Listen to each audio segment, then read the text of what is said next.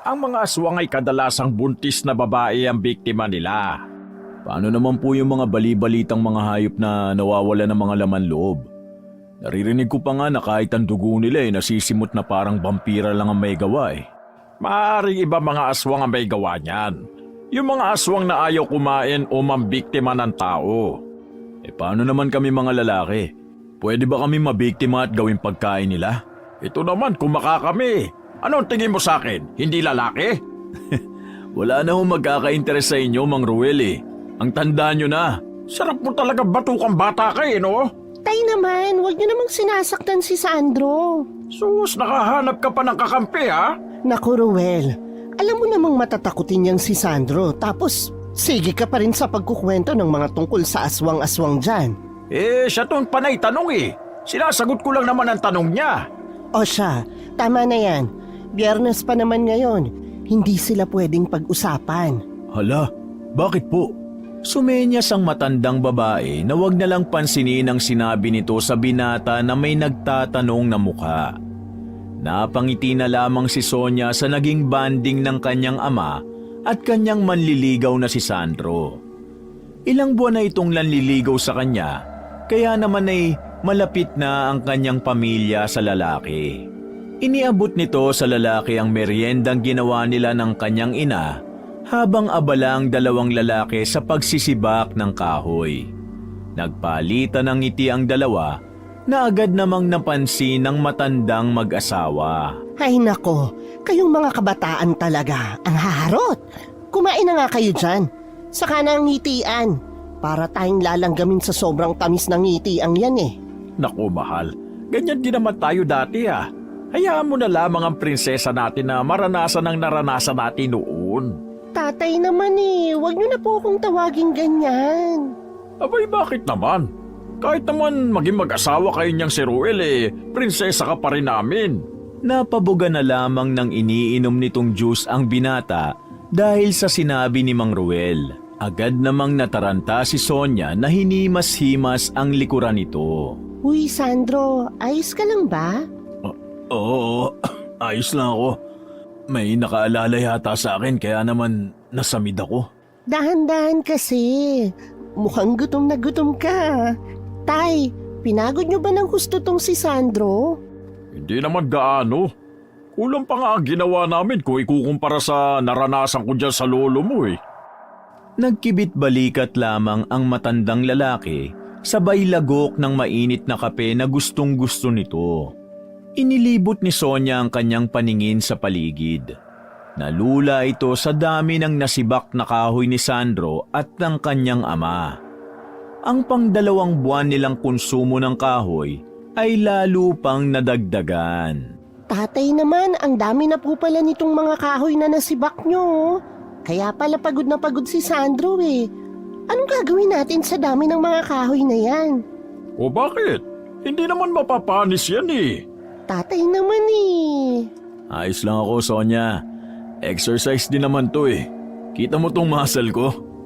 Ipinakita ng binata ang bisig nito na ipinagpilitan niya pang palakihin na siyang ikinatawa na lamang ng dalaga. Hindi ito sanay sa mga mabibigat na gawain tulad ng pagsisibak ng kahoy dahil may gumagawa ng mga bagay na yun sa kanya. Wala pang 1 taon buhat nang dumating sa probinsya nila ang lalaki. Maraming nagkagusto agad dito dahil sa likas na angking kisig at galing nitong makisama. Sa dinami-dami ng nagkakagusto sa lalaki, ay tanging si Sonia lamang ang nakakuha ng atensyon nito. Anak ng kilalang tao si Sandro, kaya naman nang magparamdam ito sa kanya at nang maipakilala niya ito sa kanyang mga magulang, ay hindi na tumutol ang mga ito. Kilala kasi ang pamilya ng lalaki bilang mabait at mapagkawang gawa. Maraming natulungan ng pamilya ng lalaki na makahanap ng trabaho o hindi naman kaya ay nag-aabot din ang mga ito ng tulong sa mga taong may sakit sa lugar nila. Maiba tayo, Sandro. Ano bang plano mo sa pag-uwi mo rito? Dito ka na ba mamamalagi o luluwas ka pa sa lungsod? Sa ngayon po kasi, Nanay Linda nagugustuhan ko na po rito sa lugar natin. Kaya baka ho dito na ako magtatayo ng negosyo o hindi kaya ipagpapatuloy ko ang nasimulan ng mga magulang ko. Matagal mo na bang gustong umuwi rito? Bata ka pa kasi nung una kang dalhin ng mga magulang mo dito. Hindi na nasundan pa yon, tama ba? Ang totoo po kasi niyan, wala ho akong balak na umuwi dito. Nasanay na po kasi ako sa buhay sa lungsod. Pero mabuti na lamang at nakauwi ka rito, iho. Naranasan mo rin ang buhay na naranasan ng mga magulang mo bago sila napunta kung nasaan man sila ngayon. Naiintindihan ko na nga rin po kung bakit nila ako pinipilit na umuwi rito Marami naman palang magagandang tanawin. Tiningnan naman ni Sandro ng makahulugan ng dalaga na siya namang ikinapula nito. Natigil na lamang ang pagngingitian ng mga ito nang may dumating na kotse sa kanilang bakuran. Tinanaw lamang yun ni Sandro. Kung hindi pa siya binusinahan ay hindi pa ito lalapit sa kotseng yun. Matapos makipag-usap ni Sandro sa nasa loob ng kotse, ay nag-iba ang ekspresyon ng mukha nito. Seryoso ang mukha nitong bumalik sa pwesto nila Sonia. May pag-aalala sa mukha ng dalaga, kaya naman ay hindi na nito napigilang magtanong sa binata. O teka, may nangyari ba? Okay ka lang? Magpapaalam na po muna ako sa inyo. May emergency lang sa bahay. Ayos ka lang ba? May pwede ba kaming maitulong sa'yo? Wag na po kayo mag-abala pa. Kaya ko naman po yung ayusin. O siya, mag-iingat ka pa uwi, iho. Sige, maraming salamat ho. Sonia, balikan na lang kita bukas o sa susunod na araw. O sige, aasahan ko yan Mag-iingat ka. Napatango na lamang ang lalaki sabay halik sa noo nito. Sa ilang buwang pabalik-balik ng lalaki sa kanila, ay hindi maiiwasang hindi mahulog ang loob ni Sonia rito. Ang lahat ng katangian na hinahanap niya sa lalaki ay natagpuan niya kay Sandro. Mabait, masipag, at matalinong lalaki. Mga ugaling mayroon ang kanyang ama na gusto niyang mahanap sa kanyang asawa. Nang makaalis ang lalaki sakay ng sasakyan, ay sinundan lamang nila ito ng tingin. Diretso pa rin ang tingin ng ama ni Sonia kahit wala nang bakas ng sasakyan sa daan. Kung sakali mang kunin niya ang kamay mo, tanggapin mo agad. Huwag mo nang pakawalan ng ganyang klaseng lalaki. Baka yan ang mag-aahon sa atin sa kahirapan. Ruel naman, ginawa mo namang alkansyang anak natin O bakit? Para din naman sa kanya yan Siyempre kapag mayaman na siya, hindi na tayo kukutsain ng mga kapitbahay nating wala ring narating sa buhay. Tatay, nanay, baka nakakalimutan niyo pong nandito pa ako at naririnig ko ang usapan niyo. Hinay-hinay naman po. Maging praktikal ka na anak. Sa tingin ko naman mahal ka ng lalaking yun. Hindi ka nalugi sa kanya Paano naman ako, tay? Ano pong may bibigay ko kay Sandro? Hindi nga ako nakapagtapos ng pag-aaral Hanggang high school lang ang natapos ko. Hindi ba nakakahiya rin yun? Maganda ka. Kahit ganda mo lang ang ihain mo sa mapapangasawa mo, tuto ka agad yan. Lalo na ang isang katulad ni Sandro na mula sa mayamang angkan. Gusto lamang nilang gawing tropeyo ang mga asawa nila. Aba, gusto mo bang gawin niya yan sa anak mo, Ruel? Ikaw talaga, pambihira ka. Kung ano-anong iniisip mo. Ayokong maging isang kahig, isang tuka ang anak ko. Mas nakakaawa siyang makitang nahihirapan. Napailing na lamang ang dalaga sa sinabi ng ama. Niligpit na lamang nito ang pinagkainan nila, saka dumiretso sa kusina. Alam niya ang ganong ugali ng kanyang ama, kaya naman hindi na siya nakipagtalo pa rito. Nakapagtapos naman siya ng high school ngunit hanggang doon lamang yon. Kahit na siya pa ang may pinakamataas na natapos sa kanilang lugar, ay hindi pa rin maiiwasang hindi mag-alala ni Sonia na baka isang araw ay makahanap ng higit pa sa kanya ang binata. Nang sumunod na araw nga ay hindi siya binigo ng lalaki. Binisita siya nito sa kadinalhan ng mga prutas at bulaklak. Labis na nagalak si Sonia maging ang mga magulang nito. Naku, nag-abala ka pa. Sapat na sa akin na nandito ka. Hindi na kailangan ng ganito, Sandro. Hindi naman ako makakapayag doon. Gusto ko yung nararapat para sa'yo. Sige na nga, maraming salamat ah. Ikaw ba, Sandro, kailan mo ba gusto mag-asawa? Kung kailan po gusto ng mapapangasawa ko. Hindi lang naman po kasi ako magdedesisyon ng mga bagay na ganyan eh. Napangiti na lamang si Sonia sa sinabi ni Sandro. Kung tatanungin na agad siya ng lalaki, ay papayag na agad itong maikasal sa kanya. Sa ilang buwang pabalik-balik ni Sandro, ay hindi man lamang ito nagtanong sa dalaga kung maari na ba silang maging magkasintahan o maikasal man lamang. Basta nakahanda lang siyang maghintay sa kung ano man ang magiging desisyon ni Sandro. Hindi yun tiyak ngunit kahit gaano pa siya katagal maghintay, ay gagawin niya yon. Hindi rin naman nagtagal ang lalaki sa kanila dahil may gagawin pa raw ito. Nakatanaw lamang ang dalaga sa labas ng bintana habang nagsusuklay ng kanyang buhok. Hindi nito namalayan ang pagbukas ng pintuan ng kanilang bahay. Kahit ang paglapit ng babae sa kanyang likuran, napasapo na lamang siya sa kanyang dibdib nang marinig nito ang boses na matagal na niyang hindi naririnig. Malaki ang ngiti mo ngayon, Sonia. Ikaw naman, Jessa. Binigla mo ko. Hindi ka pa rin ba nasasanay na bigla-bigla akong pumupunta rito sa inyo? Alam mo, kahit naman araw-arawin mo ako dyan sa biglaang pagbisita mo, hindi pa rin mawawala ang gulat ko, syempre. Asus, pues masanay ka na. Nga pala, saan galing tong bulaklak? Saka ko nasasabihin sa'yo. Baka ano na naman ang isipin mo eh. Aba, sa akin ka pa talaga naglihim ah. Hindi naman magtatagal, malalaman ko rin yan. Ano pa nga ba? Wala namang nakakatakas dyan sa pang-amoy mo, no? Nakangiting kinuha ni Sonia ang hawak na bulaklak ng kanyang kaibigang si Jessa. Matagal na niya itong kaibigan. Simula nung mga bata pa sila, ay sanggang dikit na ang mga ito. Pinagkakamalan pa nga ang mga itong magkapatid dahil sa hawig ng kanilang mga mukha. Natigil lamang ang komunikasyon ng dalawa nang lumuwa sa lungsod si Jessa upang mag-aral ng kolehiyo. Hindi na kasi pinayagan pa si Sonia na mag-aral dahil mag-aasawa lang naman daw ito ayon sa kanyang ama. Nanliligaw ba sa'yo ang nagbigay ng bulaklak na to? Wala naman kaming ganyang usapan, pero sa tingin ko, nanliligaw na nga siya. Aba, dapat ko na siyang makilala sa lalong madaling panahon. Hindi pwedeng kung sinong basta-bastang lalaki lang ang mapapangasawa mo ah. Asawa agad? Hindi ba pwedeng boyfriend muna? Kung taga rito lang naman ang lalaking yan, paniguradong sa kasal din ang tuloy niyan.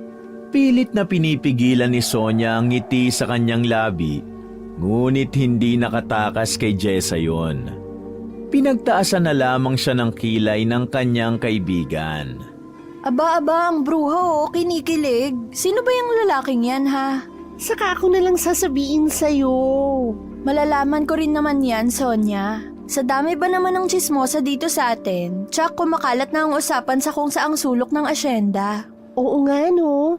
Bakit hindi mo pa rin alam? Dapat nga sa mga oras na to, alam mo na. Sa ilang buwan ba naman niyang pabalik-balik sa bahay eh? Aba, ilang buwan na pala yan ah. Ang sarap magtampo. Hindi tatalab sa akin yan, Jessa. Alam mo yan. Hay, oo na. Kaya siguro hindi pa rin nakakarating sa akin dahil baka kung sino lang yung lalaking yan. Kaya hindi masyadong pinag-uusapan. Nagkibit balikat na lamang si Sonia sa paghihisterya ng kanyang kaibigan. Hindi niya pa kayang sabihin dito ang tungkol kay Sandro. Alam naman niyang may karapatan si Jessa na malaman ang nangyayari sa kanyang buhay dahil magkaibigan sila. Siya lang naman kasi ang nag-iisang kaibigan ni Sonia. Sa hindi malamang kadahilanan, ay may pakiramdam si Sonia na hindi magugustuhan ng kanyang kaibigan si Sandro. Alam nito ang mga ugali ng tagalungsod. Pinaalalahanan pa nga siya nito noon na huwag basta-basta maniniwala sa mga ito. Sa tingin naman ni Sonia, ay iba si Sandro sa mga lalaking kilala ni Jessa. Ang tinig ng mga magulang ni Sonia ang kumuha ng atensyon ng dalawa. Masayang nag-uusap ang mga ito habang papasok ng kanilang bahay. May dalang manok ang kanyang ama, samantalang papaya at malunggay naman ang dala ng kanyang ina. Nanay Linda, Tatay Ruel, long time no see! But now, see now? Mismo! Masayang nag-apir ang dalawa na para bang magkaibigang matagal na hindi nagkita.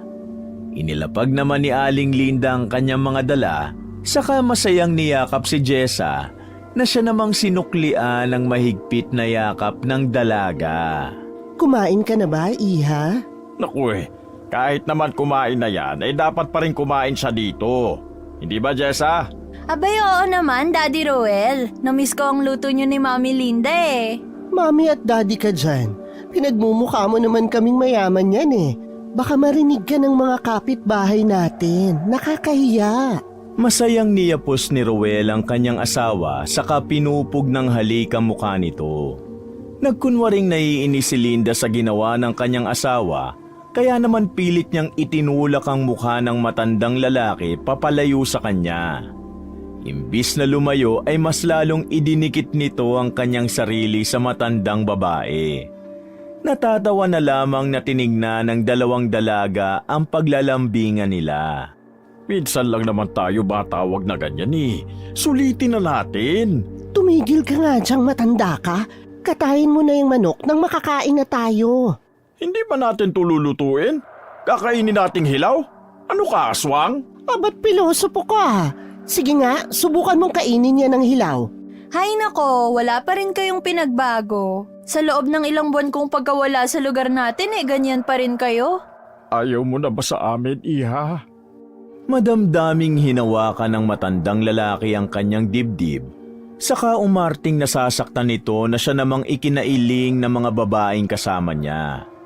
Malakas na napapalakpak si Jessa habang humahalakhak. Sa punito ang kanyang tiyan na halos sumakit na sa kakatawa. Bravo! Ang galing mong artista, Tay Ruel! Tinalo mo pa yung mga batikang aktor eh. Ayos ba? Aba, ayos na ayos! Nga pala, pwede bang kami na lang ni Sonia ang kumatay ng manok? Matagal ko nang hindi nagagawa yan eh. Banding na rin namin sana. Hay nako, imbis na mapapadali ang pagluluto matatagalan pa kung tayo ang gagawa. Ang kulit mo pa naman, hindi tayo agad matatapos sa gawain dahil kung ano-ano pang iniisip mong kalokohan. Sonia, sige na best friend, BFF. Hindi mo ba ako na-miss? Ayaw mo na ba sa akin? Please, please. Ito naman, naglambing pa. Kala mo talaga madadala mo ako sa mga ganyan, no? Hindi ba? Oo na, alika na nga. Mabuti na lang at malakas ka sa akin. O siya, wag nyo naman masyadong tagalan ha. Baka mamayang gabi pa tayo makakain dahil sa bagal nyo. Yes, mommy dear. Iba na talaga tong taga-syudad. Mayamang-mayaman na kahit sa pananalita pa lamang. Masiglang sumunod si Jessa kay Sonia na tahimik lamang habang bitbit ang isang buhay na manok sa kanang kamay. Ang kaliwang kamay naman nito ay hawak ni Jessa. Likas sa ugali ni Jessa ang pagiging maligalig. Kabaligtaran ng pag-uugali ni Sonia na medyo mahiyain at tahimik. Alam mo Sonia, nagtataka lang ako Paano ka nagkaroon ng manliligaw kulang na lang ikulong ka rito ng mga magulang mo sa inyo? Halos hindi ka na nga lumalabas ng bahay So paano? Sinabi ko bang nanliligaw siya? Oo, kakasabi mo nga lang kanina Ano kasi, ang totoo niyan, wala talaga kaming pinag-uusapan tungkol sa mga ganyang bagay. Pero alam ko naman na may namamagitan na sa amin. Huwag kang magpapaloko sa lalaking yan Baka sa tingin mo may namamagitan sa inyo pero ang totoo pinaglalaroan ka lang. Uy, hindi naman siya ganun. Ilang buwan mo na ba yung nakikilala? Mga nasa 5 buwan na din. Hindi pa naman pala ganun katagal? Pero bilang kaibigan mo, Sonia, pinapayuhan kitang huwag masyadong magpadala sa mga matatamis na salita ng lalaking yan Kahit gaano pa kamahal ang mga bulaklak o gamit na binibigay niya sa'yo, hindi pa rin nun masusukot ang halaga mo bilang babae, okay? Bumukas ang pintuan ng kusina. Naroon ang dalawang babae sa labas ng bahay kung saan nila nililinisan ng manok na kanilang kinatay. Hindi pinansin ni Sonia ang nagbukas ng pintuan. Nakatitig ito sa seryosong mukha ni Jessa na abala sa paghuhugas ng karne ng manok. Sa tagal na nag-aral sa lungsod ni Jessa, ay wala siyang impormasyon na nakuha man lamang tungkol sa naging buhay ng dalaga doon. Wala rin kasi sa ugali ni Sonia ang magtanong at kulitin ng dalaga tungkol sa naging buhay nito. Naghihintay lamang siya kung kailan magkukwento ang dalaga. Kaya rin nagtagal ang pagkakaibigan ng dalawa dahil binibigyan nila ng privacy ang buhay ng isa't isa. Mukhang seryoso ang usapan nyo ah. Sobrang linis na tuloy ng manok na yan. Akala ko ba magkakatay lang kayo? Medyo napahaba lang po ang usapan, Tay. Heto ang manok, Daddy Ruel. Ready for cooking na yan. Very good. O siya, kunin ko na lang muna ito. Mukhang hindi pa tapos ang usapan nyo eh. Ang dami pa pong dapat ikwento sa akin ni Sonia eh. Pinandilatan siya ng mata ng kaibigan na ang ibig sabihin ay wala siyang kawala sa kanya. Dalawa lang naman kasi ang pagpipilian ni Sonia, ang magkwento o ang magtampo ang kaibigan. Ito lang ang nag-iisa niyang kaibigan, ngunit hindi niya alam kung may kasiguraduhan ba ang mga bagay na sasabihin niya sa kaibigan. Maaaring mali ang pag-aakala niya sa mga aksyon na ginagawa ng lalaki. Baka siya lang ang nag-aakala na may namamagitan sa kanila. Ayaw niyang mapasama ang lalaki sa kanyang kaibigan, kaya naman kailangan niya munang siguruhin kung ano ang mayroon talaga sa kanila. Magtatampo ka ba kung hindi muna ako magkukwento sa'yo?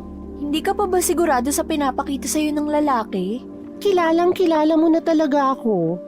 Ayoko kasing magkamali sa unang beses kong pagpapakilala sa'yo ng lalaki sa buhay ko. Napabuntong hininga na lamang si Jessa, saka umiling-iling kay Sonia. Sige na nga, pero magkwento ka kung anong mangyayari ah. Ang gusto ko nga makilala ko muna yung lalaking yan, para naman alam ko kung ipagpapatuloy mo pa ba o hindi na ang pakikipagkita sa kanya. Kilala naman siya ng mga magulang ko. Huwag kang mag-alala dahil sa oras na maayos ang lahat, ikaw ang unang makakaalam. Dapat lang. Oo nga pala, naalala mo yung kinikwento ko sa yung lalaki? Sino? Yung nakarelasyon mo ng ilang taon? Oo, pero nagkalabuan kami tapos naghiwalay. Kumusta? Anong balita sa kanya? Nagkausap na ba kayo ulit?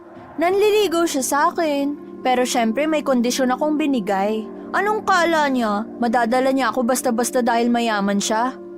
Paghirapan niya muna ako.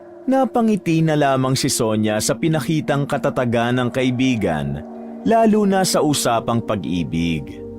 Marami itong naging karanasan dahil tunay na palakaibigan at ligawin si Jessa. Ngunit kahit na maraming lalaking umaaligid sa kanya, ay mas nanaig ang kanyang prinsipyo na siya ang aahon sa kanyang sarili sa hirap na hindi nangangailangan ng mayamang lalaki. Kailan mo naman ipapakilala sa akin yung manliligaw mo? Kapag nagawa niya na ang pinapagawa ko sa kanya, syempre. Makikilala mo naman siya. Pero pwede ko siyang dalhin dito sa birthday mo. Malapit na yon, di ba? Oo nga pala. Mabuti naman at naalala mo ang birthday ko. Syempre naman, halos magkapatid na tayo eh. O sige, para makabawi ako sa'yo, ipapakilala ko na rin sa'yo yung nanliligaw sa akin. Sa mismong birthday ko rin. Para naman pareho nating makilala yung mga lalaking nagpapatibok ng puso nating dalawa. Napatili na lamang ang dalawang dalaga sa kilig. Marami silang iniisip na plano upang maging masaya ang selebrasyon ng kaarawan ni Sonia. Matapos ang mahabang kumustahan ng araw na yon, ay nagagalak ang puso ni Sonia habang inaalala ang naging kwentuhan nila ng kanyang kaibigan. Pareho nang may nagpapatibok sa puso nila ni Jessa. Hindi lang ang kanyang kaibigan na magkukwento tungkol sa buhay pag-ibig nito dahil may baon na rin siyang kwento. Ilang araw ang lumipas bago muling nagbalik si Sandro. Unang tingin pa lamang sa kanya ni Sonia ay halos manghina siya dahil sa kisig ng lalaki. Bagong ahit at gupit kasi ito. Pormado rin ang lalaki na halos magsusumigaw ang tinatagong yaman nito. Hindi yon ang kadalasang suot niya. Lagi kasi itong nakasuot ng kupasing maong at kamiseta na kadalasang suot ng mga tao sa lugar nila. Masaya niyang sinalubong ang lalaki na may hawak na bulaklak. Kumusta ka? Medyo natagalan ang pagbabalik mo ah. Pasensya ka na ha. May inasikaso lang kasi ako. Baka ganito rin ang mangyayari sa mga susunod pang buwan. Teka, ano bang pinagkakaabalahan mo? Ang negosyo ba ng pamilya mo? Oo eh. Siyempre, wala namang ibang aasahan pa maliban sa akin. Huwag kang mag-alala. Dahil buwan-buwan naman bibisitahin kita. Yun nga lang hindi na ganun kadalas gaya ng dati. Ayos lang. Ang mahalaga, nakikita kita kahit papano. Ang sweet mo talaga. Salamat sa pag-iintindi ha. Maliit na bagay lang naman yun kumpara sa lahat ng mga bagay na ginagawa at pinapakita mo sa akin. Lalo na sa pamilya ko. Ay, oo nga pala. Bago ko makalimutan, i-invite pala kita sa birthday ko sa susunod na buwan. Sana makapunta ka ah. O syempre naman. Ayokong palampasin ang araw na yun. Mahalaga rin yun sa akin ha. Inalalaya ni Sandro papasok ng bahay si Sonia habang inaamoy-amoy ang bulaklak na bigay nito. Mainit na sinalubong ni Ruel at Linda ang manliligaw ng anak. Oh, hindi ka man lang nagsabi na bibisita ka ngayong araw, Sandro. Sana man lang nagkatay kami ng manok para sa hapunan natin. Oo nga, Sandro. Bakit hindi ka man lang nagsabi? Katulad mo rin yung kaibigan nitong anak ko. Pabigla-bigla rin yun kung bumisita rito sa amin. Pasensya na ho. Namiss ko lang ho kasi kayo kaya naisipan kong bumisita. Sa lungsod ho kasi ako kanina Habang pauwi ako, naisipan kong daanan muna kayo. May binili ho akong ulam para pagsaluhan natin. Nandun ho sa sasakyan ko, kukunin ko muna. Napakamot na lamang ng batok si Sandro habang nagpapaliwanag sa dalawa. Tinignan lamang siya ni Sonia na may inosenteng ngiti sa mga labi. Pinisil na lamang ng babae ang kamay nito upang iparating sa lalaki na ayos lang ang lahat. Ngumiti na lamang pabalik sa kanya ang lalaki, saka nagpaalam muna na lalabas upang kunin ang pagkaing binili nito sa lungsod. Nang makaalis ang lalaki, ay tinignan lamang siya ng kanyang ama, saka pumasok sa kusina para maghanda ng kubyertos. Masarap itong binili mo ah. Anong tawag sa lutong ito? Paella po yan, Mang Ruel. Alam kong mahilig kayo sa seafoods Wala ho kasi ako mapagkuhanan ng fresh kaya yan na lang po muna. Masarap to ah. Sa susunod na punta mo sa lungsod dalan mo ulit kami ha? Tay naman wala ho kayong pinatagong pera kay Sandro. Kung makademand naman ho kayo. Pinandilatan niya ng mata ang kanyang ama, ngunit hindi siya nito pinansin. Marahang hinimas na lamang ng lalaki ang kanyang likuran. Magkatabi kasi ang mga ito sa hapag, habang kaharap naman ito ang kanyang mga magulang. Ayos lang naman, Sonia. Hindi naman gaanong mabigat sa bulsa. Kahit 2 dosena pa niya ng daling ko rito Manang-mana ka talaga sa mga magulang mo, iho. Galante ka rin sa mga taong nakapaligid sa'yo. Maliit na bagay po, Aling Linda. Ang sarap din itong isa ha. Ano ba to? Ngayon lang ako nakakain ng ganito Roasted chicken naman po yan. Paborito ko rin po. Mabuti na lang at nagustuhan nyo. Oo nga. Sa susunod, dalhan mo ulit kami nito pag bumalik ka rito ha. Nay, pati ba naman kayo? Nakakahiya. Aba, bakit? Ayos lang naman kay Sandro Hindi ba, Sandro? Ox na ox po. Kayo pa ba? Napatangu-tangu na lamang si Mang Ruel habang ninanamnam ang dalang pagkain ng lalaki. Masayang nagkwento si Sandro tungkol sa nangyari sa buhay niya, kaya naman ay naging magaan ang daloy ng usapan sa kainan. Pagkatapos ng hapunan, ay hinayaan na lamang na mag-asawa ang dalawa na magkaroon ng pribadong usapan.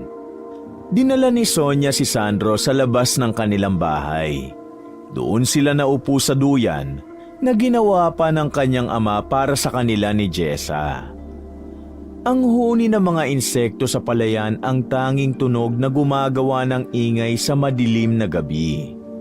Hindi nagkibuan ang dalawa. Nagpakiramdaman lamang ang mga ito. Ang malakas na alulong ng aso ang nagpatalon kay Sandro. Maging si Sonia ay nagulat sa biglang paglukso ng lalaki. Sumiksik ito sa duyan na kanyang kinauupuan. Sonia! Sonia! May aswang! Anong aswang ka dyan? Hindi ba't ganyan ang ginagawa ng aso pag may nararamdaman silang aswang? Naku, hindi Ikaw kasi, nagpapapaniwala ka sa mga kwento ni tatay sa'yo. Pero alam kong totoo ang aswang sa lugar na ito. Siyempre probinsya eh. Hindi talaga nawawala ng ganyan. Hindi naman sila nananakit kung wala kang ginagawa sa kanila. Kaya huwag kang praning dyan. Maupo ka na nga lang ulit dyan. Masyado kang nerbyoso. Ayoko. Dito na lang ako. Hindi pwede. Luma at marupok na yung lubid nitong duyan. Baka hindi tayo kaya. Hindi na natapos ni Sonia ang kanyang sasabihin dahil biglang tumunog ang lubid ng duyan saka sinundan ng malakas na pagkabali ng sanga ng kahoy. Parehong nabuwal sa lupa ang dalawa. Ang hindi inaasahan ni Sonia sa pagkabuwal nila ay ang posisyon nila ng lalaki. Nasa taas nito ang lalaki habang hawak ang ulo niya para alalayan. Nagtama ang kanilang mga mata. Ang liwanag ng buwan sa kalangitan ay nagsilbing gabay nila upang iparating sa isa't isa ang hindi kayang iparating gamit ang salita. Nagtagpo ang kanilang mga bibig. Yun ang unang halik ni Sonia sa buong buhay niya. Gaya ng nababasa nito sa mga librong dinadala ni Jessa sa kanya, ay nakaramdam siya ng mga paru-paro sa kanyang tiyan habang hinahalikan siya ng lalaki. Hindi rin naman yun nagtagal dahil nakarinig sila ng pagsara ng pintuan. Agad na tumayo ang lalaki. Inalalayan niya si Sonia na namumula pa rin ang mukha. Halos hindi makatingin si Sandro sa babae. Sapo nito ang kanyang noo na para bang pinagsisisihan niya ang nangyari sa kanila ni Sonia. Bakit? May problema ba Sandro? Ayos ka lang ba? Halos hindi maipinta ang mukha nito. Iniba nito ang usapan upang mapagtakpan ang kanyang nararamdamang pagkabahala. Alam ni Sonia yon dahil nakita niya na yon sa mukha ng kanyang ama nang minsang magsugal ito gamit ang ipon na pinaghirapan ng kanyang ina. Ayos lang ako, Sandro. Hindi mo ba nagustuhan ang nangyari sa atin? Sonia, ginagalang kita bilang babae. Hindi ko dapat ginawa yun sa'yo. Pero ayos lang naman siguro. Nagkakaintindihan naman na tayo, hindi ba? Sonia, kung pwede lang, kalimutan mo na yung nangyari sa atin kanina. Sige, walang problema, Sandro. Kung yan talaga ang gusto mo. Salamat, Sonia. Salamat dahil iniintindi mo ko palagi. Niyakap siya ng lalaki na agad naman niyang sinuklian. Ang naisip ni Sonia sa gabing yon ay nirerespeto lamang siya ni Sandro. Ang mga bagay na gaya ng nagawa nila ay hindi dapat minamadali. Masaya ang puso ni Sonia sa narinig mula sa lalaki. Kahit pa sabihin nitong kakalimutan niya ang nangyari sa pagitan nila, ay hindi niya yon magawa. Yun ang unang beses niyang maranasan ang bagay na yon, kaya naman hanggang sa pagtulog ay hawak nito ang kanyang labi na hinalikan ng lalaki. Kinaumagahan ay bumisita ang kanyang kaibigang si Jessa sa bahay nila. Masaya itong nagkwento tungkol sa kanyang manliligaw. Maging si Sonia ay hindi na rin makapaghintay na maikwento sa kanyang kaibigan ang nangyari sa pagitan nila ni Sandro. Tsaka alam mo ba, dinala niya ako sa isang mamahaling restaurant. Siyempre, hindi ko pinakitang kinikilig ako, no? Hindi pa rin siya nagbabago, ang sweet niya pa rin at maalaga. Teka, ibig sabihin sasagutin mo na siya? Pinag-iisipan ko pa eh. Pero alam mo ba, kung tatanungin niya ako, sasagutin ko na siya. Nakikita ko naman ang mga effort niya sa akin. Kahit hindi naman niya magawa yung ipapagawa ko sa kanya, ayos lang. Ano bang pinapagawa mo sa kanya? Baka naman nagpapatayo ka na ng bahay para sa inyan ha? Akala ko ba ayaw mo ng ganun? Kayang-kaya niyang gawin yon, pero iba naman ang pinapagawa ko. Tsaka ako nasasabihin. Kinindatan na lamang siya ng kanyang kaibigan. Habang siya naman ay hindi mapigilang mapangiti habang inaalala ang nangyari sa kanilang dalawa ni Sandro. Hoy, anong klaseng ngiti yan? Anong nangyari sa inyo ng lalaki mo, ha? Kasi... Ano? Bilis, excited na akong marinig ang kwento mo. Ano kasi, kagabi, nahalikan niya ako. Hinalikan ka niya habang nanliligaw pa lang siya sa'yo? Ang totoo niyan, aksidente lang naman yung nangyari. Pero alam mo ba yung pakiramdam na parang may kumikiliti sa tiyan mo habang naghahalikan kami? Impit na napatili si Sonia pagkatapos magkwento sa kaibigan. Malakas na hinampas naman siya ni Jessa upang sawayin. Ikaw talaga? Ang harot-harot mo. Anong sinabi ng mga magulang mo? Alam ba nila na ang ubod ng hinhin nilang anak ay nakipaghalikan sa lalaking hindi naman niya nobyo? Ang bunganga mo talaga kahit kailan. Hindi nila alam no. Baka kung malaman nila, imbis na nagliligawan pa lang kami, ipakasal na nila ako sa kanya agad. Na gustong-gusto mo namang maharot na babae ka. Nagtawanan na lamang ang mga ito nang mahinang kinurot ni Jessa ang tagilira ni Sonia. Ang buong akala ni Sonia ay magtatagal ang kaligayahang yun. Ngunit lumipas ang 2 linggo na hindi nagparamdam ang lalaki.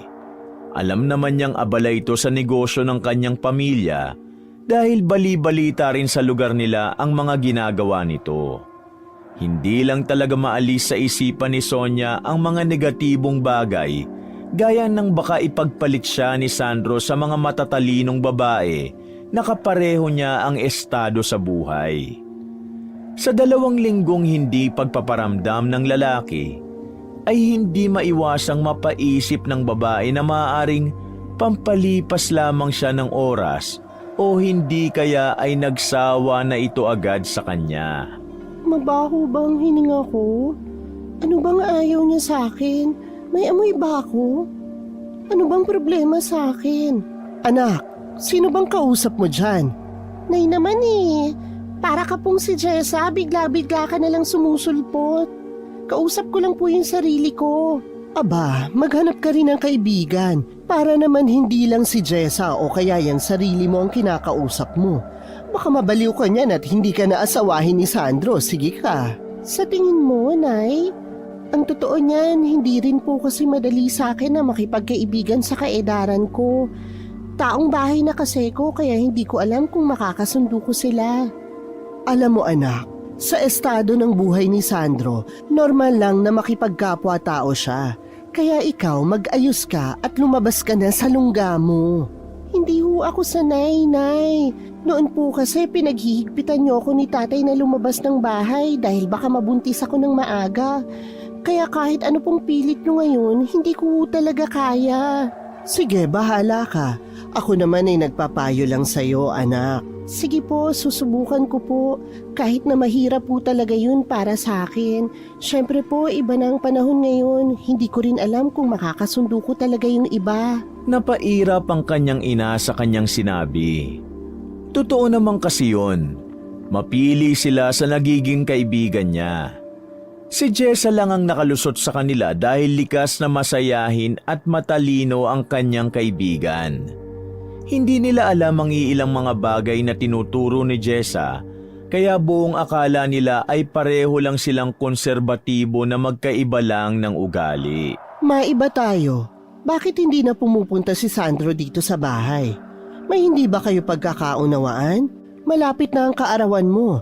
Nagbabaka sakali sana ako na baka tumulong siya sa gastusin sa mga handa mo. Bakit naman ho siya tutulong, Nay?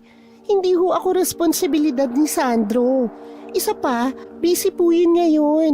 Nagpaalam naman po siya na hindi siya ganong makakabisita dito sa atin. Siyempre naman, anak. Nanliligaw siya eh. Kailangan niyang magpalakas sa amin ng tatay mo at magpakitang gilas. Wag na lang po tayong maghanda, Nay. Hindi naman yun kailangan eh. Matutuloy naman yung birthday ko kahit wala tayong handa eh. Ay, hindi pwede.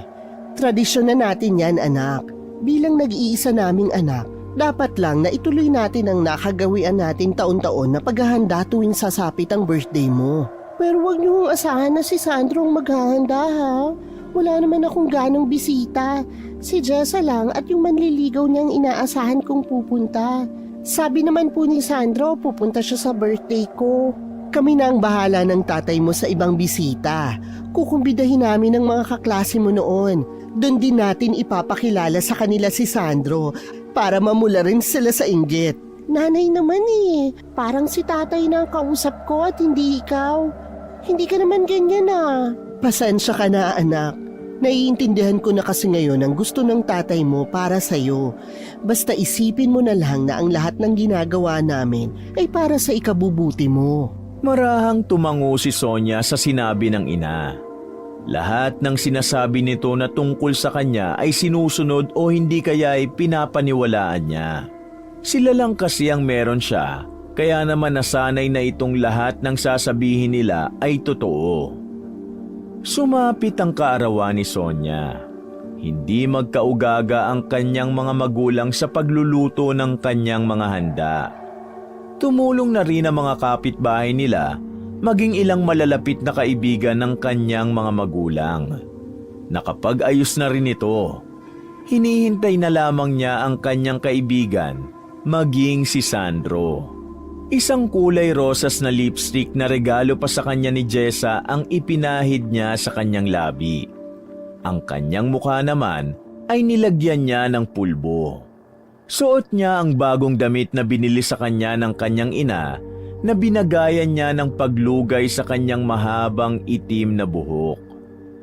Nakarinig ng malakas na pag-uusap si Sonia habang sinusuklay niya ang kanyang buhok. Naroon kasi siya sa kanyang kwarto. Nang ibabaw ang boses ni Jessa na hinahanap siya. Bumukas ang pintuan ng kanyang kwarto, saka iniliwa doon si Jessa na litaw ang ganda dahil sa kanyang ayos. BFF! Happy birthday! Sorry, ngayon lang ulit ako nakabisita. Medyo busy sa love life. Kaya pala parang may iba sa'yo ngayon eh. Kayo na ba? Oo, sinagot ko na siya. Oh, nasan siya? Nandito ba siya ngayon? Pakilala mo na sa akin. Susunod na lang daw siya. May dadaanan pa. Medyo abala rin kasi ang taong yun eh. Pareho pala tayo. Hindi ko nga alam kung makakapunta yun eh. Ilang araw na kasi siyang hindi bumibisita sa bahay. Pero nung huling nagkita kami, sabi naman niya pupunta daw siya ngayon. Yun naman pala eh. Baka may sorpresa lang sa'yo. Ganyan madalas ang mga lalaking may kaya eh. Hindi na nakasagot pa si Sonia nang marinig niya ang pamilyar na tunog ng sasakyan na tumigil sa labas ng kanilang bahay. Sonia, nandito na siya! Sandali lang ha, sunduin ko muna. Baka mahiya pumasok eh. Sunduin ko lang ha.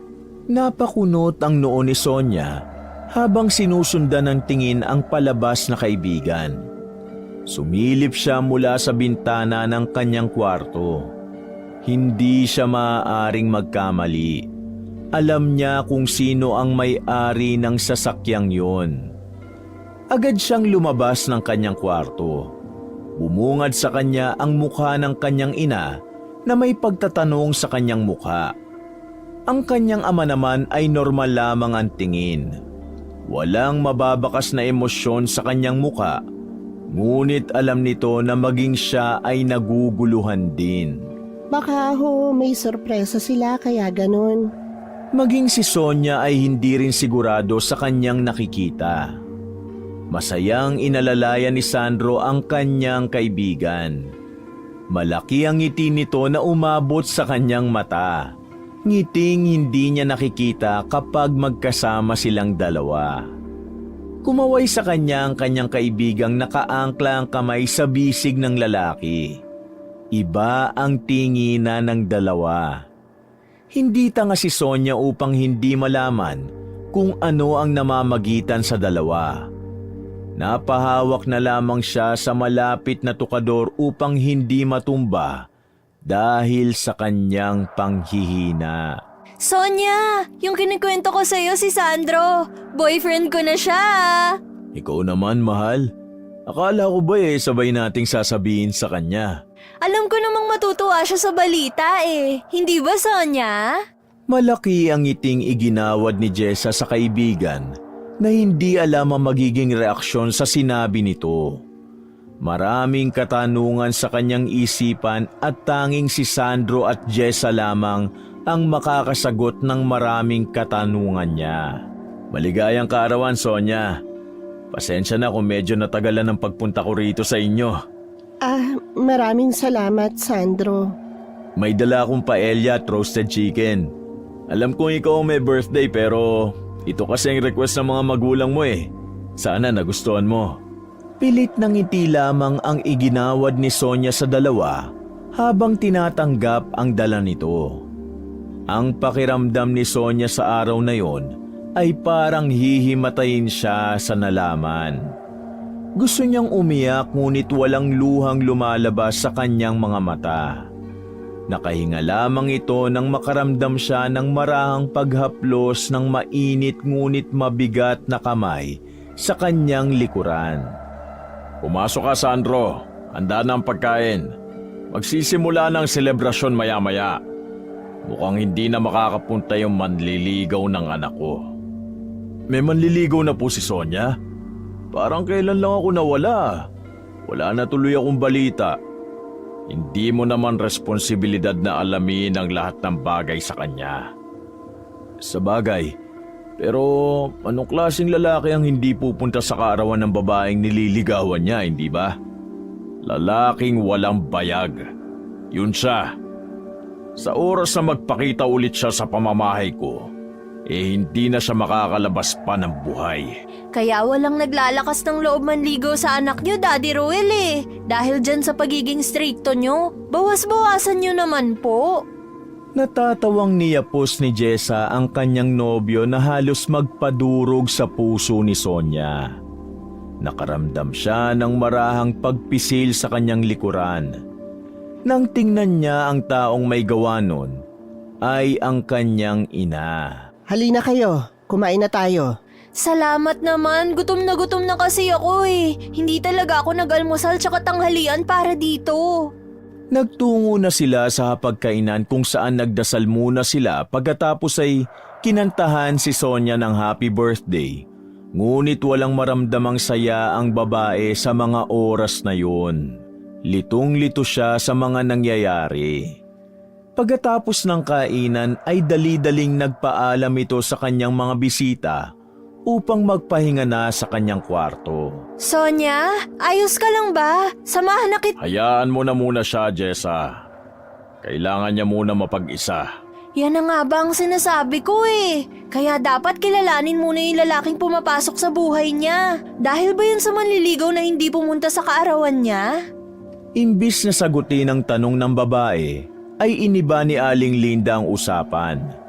Nilapitan niya ito, saka sinenyasan na lamang ang anak na pumasok na ng kwarto. Jessa, kwentuhan mo na lang kami kung paano naging kayo nitong si Sandro. Matagal na ba kayo? Aba, sikat na sikat tong binatang to tapos wala man lang kaming balita kung may nobyo na ba siya. Hindi na pinakinggan pa ni Sonia ang sagot ng dalaga. Niloko siya ng mga ito. Pinagkatiwalaan niya ang dalawa ngunit pinaglaruan lang ng mga ito ang kanyang nararamdaman. Natapos ang araw na yon na hindi siya lumabas pa ng kanyang silid. Kahit na nagpumilit pa si Jessa na damayan siya sa kanyang nararamdaman, ay hindi niya kayang gawin. Nasasaktan siya sa kanyang nalaman. Ilang araw ang lumipas nang malaman niyang ang minamahal nitong lalaki at ang kinikwentong manliligaw ng kanyang kaibigan ay iisa.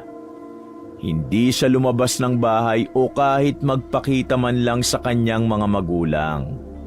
Iyak lang siya ng iyak. Niyang kumain ay hindi niya magawa. Isang araw ay nakita na lamang ni Sonia ang kanyang sarili na yapos ang kanyang mga magulang. Humagulgol ang mga ito habang yakap siya. Inilibot niya ang kanyang paningin sa kwarto kung nasaan siya naroon. Kwarto niya yon, ngunit halos hindi niya na yun makilala dahil sa sobrang dilim at kalat ng paligid. Ang una niyang napansin ay ang lubid na nakasabit sa kisame ng kanyang kwarto. Napahawak siya sa kanyang liig. Mahapdi yun. Ramdam niya ang lubid na dumaan doon. Anong nangyari? Paano ko kayo nakapasok dito? Anak, patawarin mo kami. Kami ang may kasalanan. Huwag mong sisihin ang sarili mo. Maghihiganti tayo sa kanila, anak. Huwag mo kaming iwan ng nanay mo. Mahal na mahal ka namin. Napakunot ang kanyang noo sa inasal ng kanyang mga magulang. Doon na lamang niya napagtanto na inabot ng 3 buwan ang pagkukulong niya sa kanyang silid. Parang binuhusan ng malamig na tubig si Sonia nang maalala niyang ikakasal na si Jessa kay Sandro. Ikakasal ito dahil sa balitang nabuntis siya ng lalaki. Narinig niya yon nang minsang dumalaw ang babae para ibahagi sa kanila ang balitang yon na mas lalong nagpaguho ng kanyang mundo. Ayos na ho ako. Pasensya na kayo, Nay, Tay, kung pinag-alala ko ho kayo. Hindi na po mauulit. Gagawin kong lahat para maibalik sa kanilang sakit na ginawa nila. Wala hong magagawang paghiganti, Tay. Tapos na po. Ikakasal na sila. Magkakaanak na sila. Pero anak, pinaglaruan ka nila. Bilang magulang ay hindi namin matanggap na hinayaan lang namin na gawin nila yun sa'yo. Sa tingin ko naman po, walang alam si Jessa sa nangyari. Kung may dapat mang sisihin, si Sandro yun. Pero, hayaan nyo na po. Niyakap na lamang siya ng mahigpit ng kanyang mga magulang. Lingid sa kanyang kaalaman na nagsimula na ang mga ito sa kanilang paghihiganti. Ilang araw bago tuluyang nagdesisyon si Sonia na lumabas ng kanilang bahay. Hindi niya kailangang magtago dahil wala naman siyang ginawang masama. Kung ano man ang nangyari ay pinapatawad na nga niya ang dalawa. Para sa kanya ay hindi natatapos ang kanyang buhay sa ginawa ng kanyang kaibigan. Sigurado ka bang ayos ka lang, anak? Hindi mo naman kailangang pilitin ang sarili mo na makisama sa kanila kung hindi talaga yun ang gusto mo. Wala na ho sa akin yun, Nay. Ayos lang po talaga ako. Huwag na kayong mag-alala. Magsabi ka lang sa amin kung may problema, ha? Tumango na lamang si Sonia bago tuluyang lumabas ng kanilang bahay para salubungin ang kanyang kaibigan na medyo halata na ang umbok ng kanyang tiyan. Ilang buwan silang hindi nagkita, kaya naman nagulat ito sa mukha ng kaibigan. Hawak nito ang kanyang tiyan. BFF! Ay, aray. Oh, dahan-dahan. Parang kailan lang nung nalaman kong buntis ka. Ngayon mukhang manganganak ka na yata. Ikaw naman kasi, ang tagal mong nagmukmuk dyan sa inyo. Ano, ayos ka na ba? Wala ka na bang balita sa lalaking yon? Huwag na lang natin siyang pag-usapan. Sana lang masaya na siya kung nasan man siya ngayon. Kumusta pala ang pagbubuntis mo? Ilang buwan na yan? Eto, medyo maselan. Konting galaw ko lang ay napapagod na agad ako. Hindi rin ako ganong nakakakain. Ewan ko ba? Tapos na akong maglihi pero pinapahirapan pa rin ako nitong pamangkin mo. 7 buwan na nga pala to. Ibig sabihin habang nililigawan ka ni Sandro, buntis ka na? Oo. Sorry, BFF. Medyo maharot. Ikaw tong pinagsabihan pa akong maharot nung may nakwento ko sa'yo tungkol sa nakahalikan ko noon. Tapos buntis ka na pala nung mga panahong yun. Mahal ko kasi. Ay, alam mo ba? Habang nagbubuntis ako, may mga kung ano-ano akong nakikita sa bahay nila Sandro. Iniwas na lamang ni Sonia ang kanyang tingin. Nabalitaan din kasi nito na doon na nakatira si Jessa sa mansyon ng lalaki. Baka guni-guni mo lang yun. Hindi pwedeng guni-guni eh. Nagigising kasi ako minsan ng madaling araw. Tapos may nararamdaman akong parang nakatingin sa akin. Hindi ko pa nga halos magising si Sandro dahil matatakotin din yung taong yun eh. Teka, napabindisyonan nyo na ba ang bahay kung saan kayo nakatira ngayon? Oo raw, taon-taon naman daw may bumibisitang pari doon. Sabi nga sa akin ni Mama, normal lang daw sa buntis na may nakikitang kung ano-ano. Pero hindi ako mapalagay eh. Alam mo, nasa isip mo lang yan. Ang mabuti pa, magdasal ka o hindi kaya magpapunta ka rin ng albularyo sa bahay nyo para makasigurong ligtas ka at ang anak mo. Hindi naman kasi naniniwala si Sandro sa albularyo. Pero sa aswang naniniwala. Natawa si Jessa sa sinabi ni Sonia. Hinimas-himas nito ang kanyang tiyan. Dumaan ang lungkot sa mga mata ni Sonia nang mapansin niya ang ginagawa ng kaibigan. Tumingin na lamang ito sa malayo saka huminga ng malalim. Ninanamnam nito ang lamig ng simoy ng hangin sa hapong yun. Paano mo nalaman? Matatakotin nga yun sa mga bagay na hindi niya naman pinapaniwalaan. Ewan ko ba sa taong yun? Ang gulo pero nakaka-inlove talaga. May ningning sa mata ni Jessa habang nagkukwento kay Sonia. Matamis nitong initian ang dalaga ngunit agad din naman yung naglaho dahil sa naramdaman nitong kirot sa kanyang tiyan. Ayos ka lang ba? May masakit ba sa'yo? Kada alas 3 talaga ganito ang nangyayari sa akin. Ang sakit ng tiyan ko. Sandali lang, tatawagin ko si nanay. Hihingi ako ng tulong sa kanya. Huwag na, mawawala din naman to. Huminga ito ng malalim. Hawak niya ang kanyang tiyan, saka kinausap yon. Huwag mong pahirapan si Mami ah. Hindi ka pa pwedeng lumabas, napakaaga pa. Diyan ka na lang muna, okay? Epektibo naman ba ang pagkausap mo sa kanya? Oo, madalas kong ginagawa to lalo na kung natatakot ako. O hindi kaya sumasakit ang tiyan ko gaya nito. Nakikinig naman siya sa akin kaya pakiramdam ko may kakampi ako sa lahat ng bagay. Ikaw kasi, ang tagal mong nawala. Wala tuloy akong makausap. Pasensya ka na. Hindi na ako mawawala simula ngayon. Salamat, Sonia. Promise yan ah. Tumango ito sa kaniya kapang kaibigan. Mula sa hindi kalayuan ay may naaninag itong nilalang na nakatingin sa kanila. Nagtaasan ng balahibo ni Sonia, ngunit nang tignan niya ulit yun ay wala ito roon. Inisip niya na lamang na guni-guni yun. Ayaw niyang sabihin ang kanyang nakita sa kanyang kaibigan. Ayaw niyang madagdagan pa ang pag-aalala nito, gayong maselan ang kanyang pagbubuntis. Hindi rin naman ito gaanong nagtagal dahil sinundo siya ni Sandro gamit ang sasakyan nito. Sa ilang buwan niyang hindi nakita ang lalaki, ay hindi pa rin nawawala ang kakaibang pakiramdam nito sa kanya. Nginitian siya ng lalaki, saka iniabot ang basket na may lamang prutas. Sonia, buti na lang at nakita ka namin ulit. Ano nang balita? Eto, walang nagbago. Ganun pa rin. Tumangu-tango ang lalaki saka ibinaling nito ang atensyon kay Jessa. Hinalikan niya ito sa kanyang harapan. Nanikip ang dibdib ni Sonia sa ipinakita ng lalaki. Baby, magpakabait ka ha.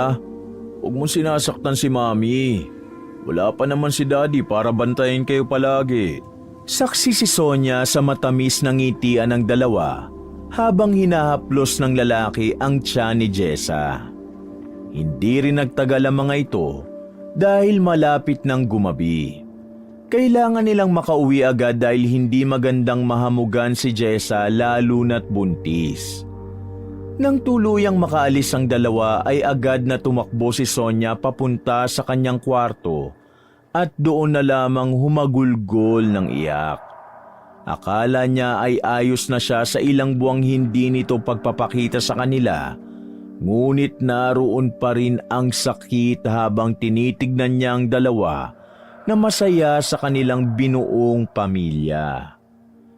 Nakarinig siya ng sunod-sunod na pagkatok sa pintuan ng kanyang kwarto. Anak, Sonia, ayos ka lang ba? Sonia anak, buksan mo ang pinto. Nag-aalala kami sa'yo. Anak, nandito lang ang nanay at tatay ha. Hindi ka namin iiwan. Ayos lang po ako. Kailangan ko lang pong mapag-isa. Sigurado ka ba anak? Sa sala lang kami ha. Hindi na siya kumibo. Ibinauna lamang niya ang kanyang mukha sa unan. Wala nang luhang pumapatak sa kanyang mata. Hindi na siya makaiyak dahil sa loob ng ilang buwang pagkukulong niya sa kwarto ay tanging pag-iyak lamang ang kanyang ginawa. Sa sumunod na araw ay nakatanggap na lamang sila ng balita na isinugod sa ospital ang kanyang kaibigang si Jessa. Sumakit daw ng gusto ang kanyang tiyan na umabot na sa punto ang kanyang pagdurugo. Bis na bis ka. Saan ang punta mo? Pupuntahan ko lang po si Jessa sa bahay nila. Sasamahan ko lang po siya, Tay. Dapat ay iwasan mo na ang mga yan para sa ikabubuti mo na rin. Ayaw namin makitang nasasaktan ka, anak. Kung alam mo lang kung gaano kasakit sa amin ng tatay mo na nakikita ka namin ganyan. Tama na yan, anak. Hindi makakabuti sa'yo si Jessa. Pero kaibigan ko pa rin ho siya kahit anong mangyari. Huwag ho kayong mag-alala dahil wala naman ho si Sandro sa kanila. Kaya ayos lang po ako. Napansin ng dalaga ang kakaibang tinginan ng kanyang mga magulang, ngunit hindi na lamang siya kumibo. Mas kailangan siya ng kanyang kaibigan, kaya naman ay agad itong pumunta sa bahay ni Sandro upang samahan siya. Pagkababa pa lamang nito ng tricycle na sinasakyan niya, ay agad siyang sinalubong ng galit na si Sandro. Ano bang nagawa sa'yo ni Jessa, ha? Bakit mo siya pinaparusahan ng ganito? Maiintindihan ko pa kung sa akin may galit ka dahil sa nagawa ko, pero si Jessa, tinuring ka niyang parang kapatid. Ano? Hindi kita maintindihan. Anong pinagsasasabi mo? Anong ginawa ko kay Jessa? Lumapit ako sa albularyo para malaman ko anong dahilan ng pananakit ng tiyan ni Jessa. Ang sabi ng albularyo, may sigbin na sumusunod ng kahilingan ng amo niya. At alam mo ba kung sinong tinuturong amo ng sigbin? Ikaw! Ikaw yun! Wala akong alam sa sinasabi mo, Sandro. At kung may galit man ako, hindi ako ganun kababaw para gawin ang bagay na yan. Hindi kita niligawan, Sonia. Walang namagitan sa ating dalawa. Ginawa ko lang ang bagay na yun dahil gusto kong makilala ang kaibigan ng babaeng mahal ko. Kung doon ka nagagalit sa ginawa ko, patawarin mo ko. Huwag mong idamay ang anak ko maging si Jessa. Pero hinalikan mo ko, Sandro. Wala lang ba yun sa'yo? Nagkamali ako, Sonia. Pinagsisihan ko yon kaya para mo ng awa. Huwag mong gawin sa anak ko to. Kahit ako na lang, huwag na ang anak ko. Humagulgol ang lalaki habang nakaluhod sa harapan ni Sonia. Gulong-gulo ang babae dahil hindi niya alam kung ano ang sinasabi nito. Marahan niyang tinulak palayo sa kanya ang lalaki. Nasaan si Jessa? Kailangan ko siyang makausap. Hindi ka pwedeng lumapit sa kanya. Huwag mo siyang sasaktan. Umayos ka nga, Sandro. Hindi na ako natutuwa sa ginagawa mo, ha? Nasa nasabi siya. Gusto ko siyang makita. Umuwi ka na. Kausapin mo ang alaga mong sigbin na huwag na kaming guluhin ni Jessa. Imbis na magpumilit ay umuwi na lamang ito upang humingi ng tulong sa kanyang magulang. Naglakad ito pa uwi para naman makapag-isip-isip siya. Hindi pa siya tuluyang nakakalayo ay namataan niya ang kanyang mga magulang na pumasok sa isang lumang bahay. Kilala ang bahay ni Mang Temyong sa lugar na yon dahil maliban sa pagiging luma na, ay maraming nakaimbak na lumang gamit ang matanda. Sinundan na lamang niya ang kanyang mga magulang para sa kanila na lang siya sasabay pa uwi. Pagbukas ng pintuan ng bahay na yon, ay narinig niya agad ang tatlong tinig na nag-uusap. Hindi ba't parang lugi naman ako sa binabayad nyo? Marami kayong pinapagawa. Hindi sapat ang kakarampot na butil ng ginto. Huwag kang mag-alala. Dadalhin namin sa'yo sa susunod na punta namin ang ginto na ipinamana pa sa akin ng aking mga magulang. Tatapusin ang aking alaga ang inuutos nyo kapag nagustuhan niya ang gintong alay nyo. Tandaan nyo na lahat ng bagay ay may kapalit. Kasama na roon ang pagpapahiram ko sa alaga ko. Ano ang kalagayan ng bata? Malusog ba siya? Hindi ako doktor pero alam ko mga bagay na alam din nila. Lumalaban ang batang nasa sinapupunan niya. Hindi ako titigil hanggat hindi bumabalik sa kanila ang karma sa ginawa nila sa anak ko. Lalabas na sana si Sonia sa kanyang pinagtataguan nang makarinig siya ng paggalaw mula sa isang banga na malapit sa kanya. Lumabas doon ang isang kakaibang hayop na may patulis na tenga. Kamukha yun ng isang kambing ngunit kakaiba. Nagkatinginan sila ng hayop na yon. Nanumbalik sa kanyang gunita ang kakaibang naramdaman niya nang may nakatitigan din siyang kakaibang uri ng nilalang sa gubat. Hindi rin naman nagtagal ang tinginang yun dahil lumapit ito sa lugar kung nasaan si Mang Temyong at ang kanyang mga magulang. Umatungal ito na parang aso. Anong sinabi ko sa'yo tungkol sa atungal na yan? Huwag kang maingay dahil baka may makarinig sa'yo. Mula sa kwento lamang ng mga matatandaan tungkol sa Sigbin, hindi ko akalain na makikita ko siya ng harapan. Matagal nang nasa pagmamay-ari ng pamilya namin ang nilalang na ito. Hindi siya gaanong pala kaibigan, ngunit hindi rin naman siya gumagawa ng aksyon na walang utos mula sa akin. Siya rin ba ang dahilan ng kayamanan ng pamilya mo? May kapalit ang lahat ng bagay. Ang pagyaman ng angkal ko ay dahil sa kanya, ngunit nasaan sila ngayon? Wala na sila, hindi ba? Ako na lang ang natitira sa angkal namin. Mula sa kanyang pinagtataguan ay nakaramdam si Sonia ng kakaibang lamig nang magtagpo ulit ang tingin nila ng nilalang na yon. Dahil sa takot, ay napatakbo siya palabas ng lumang bahay na yon. Sapo niya ang kanyang dibdib na walang lingon-lingon habang kumaripas ng takbo. Nang masigurong wala na siyang maramdamang kakaibang lamig, ay dahan-dahan itong naglakad. Pumunta siya sa mansyon ni Sandro upang balaan ng lalaki, maging ang kanyang kaibigan tungkol sa pinaplano ng kanyang magulang. Jessa! Jessa! Papasukin mo ako! Sandro!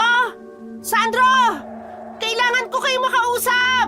Malakas na sumigaw ang dalaga sa labas ng pintuan ng bahay nang hindi siya papasukin ng bantay doon.